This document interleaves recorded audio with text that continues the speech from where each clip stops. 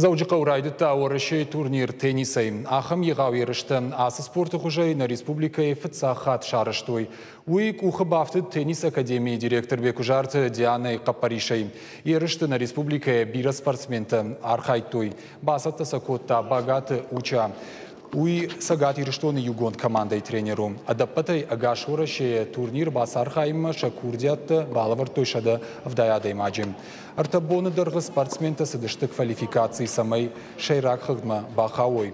Шатықта бафал варзашты шада артын хуждар архайджи.